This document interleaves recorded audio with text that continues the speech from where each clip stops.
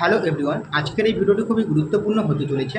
তোমরা যারা ডাব্লিউবিএইচআরবি pharmacist, doctor এবং নার্সের জন্য প্রিপারেশন করছো, তোমাদের জন্য আজকে এই ভিডিওতে আমি তোমাদের কারেন্ট আপডেট দিচ্ছি। ওকে, কারেন্ট আপডেট যেটা কিন্তু আজকের এই নিউজ, যেটা আমি তোমাদের বলছি আজকের আপডেট, যেটা কিন্তু 1 ঘন্টা আগেই কিন্তু এটা নিউজে লাইভে বলা হয়েছে। ওকে, সেটাই তোমাদের বলছি যে আমাদের ওয়েস্ট বেঙ্গলে হেলথের তরফ থেকে কিন্তু খুব শীঘ্রই কিন্তু ফার্মাসিস্ট, ডক্টর এবং নার্সের ভ্যাকান্সি আসতে চলেছে। এখন তোমাদের মনে হতে পারে কতগুলো ভ্যাকান্সি আসতে চলেছে, সমস্ত কিছু ডিটেলসে আলোচনা করবো আজকের এই ভিডিওতে। কবে তোমাদের যেটা হচ্ছে ভ্যাকান্সি লিস্ট পাবলিশ করবে, নোটিফিকেশন পাবলিশ করবে, সমস্ত আজকের এই ভিডিওতে বলবো। তাই অবশ্যই ভিডিওটি কন্টিনিউ করতে থাকো এবং চ্যানেলে যদি নতুন হয়ে থাকো তাহলে অবশ্যই চ্যানেলটিকে সাবস্ক্রাইব করে দেবে।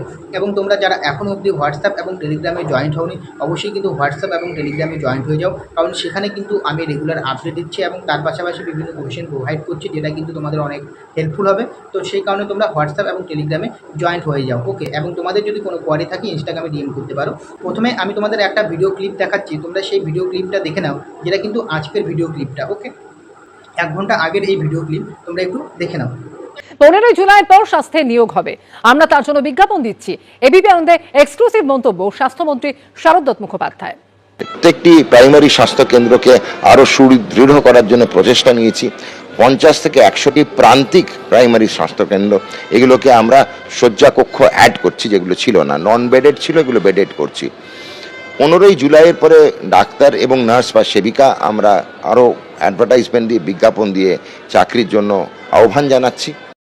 তোমরা এই যে ভিডিও ক্লিপটা দেখলে, এখানে কিন্তু পরিষ্কার করে কিন্তু আমাদের ওয়েস্ট বেঙ্গলের নিউ স্বাস্থ্যমন্ত্রী কিন্তু ঘোষণা করে দিল যে 15 জুলাইয়ের পরে কিন্তু আমাদের যে স্বাস্থ্য বিভাগে কোন ডিপার্টমেন্টে কতগুলো ভ্যাকান্সি আসবে সমস্ত কিন্তু লিস্ট তারা প্রোভাইড করবে, নোটিফিকেশন পাবলিশ করবে। এটা কিন্তু অনেকটা খুশির খবর যে তোমরা যারা ডাব্লিউবিএইচআরবির জন্য প্রিপারেশন করছো, ফার্মাসিস্ট, ডক্টর, নার্স, ওকে, তো তোমাদের জন্য কিন্তু এই যে ভ্যাকান্সিটা কিন্তু আসতে চলেছে। এবং তার পাশাপাশি বলে রাখি যে কতগুলো ভ্যাকান্সি আসতে চলেছে এটা কিন্তু এখনও কিন্তু বলেনি।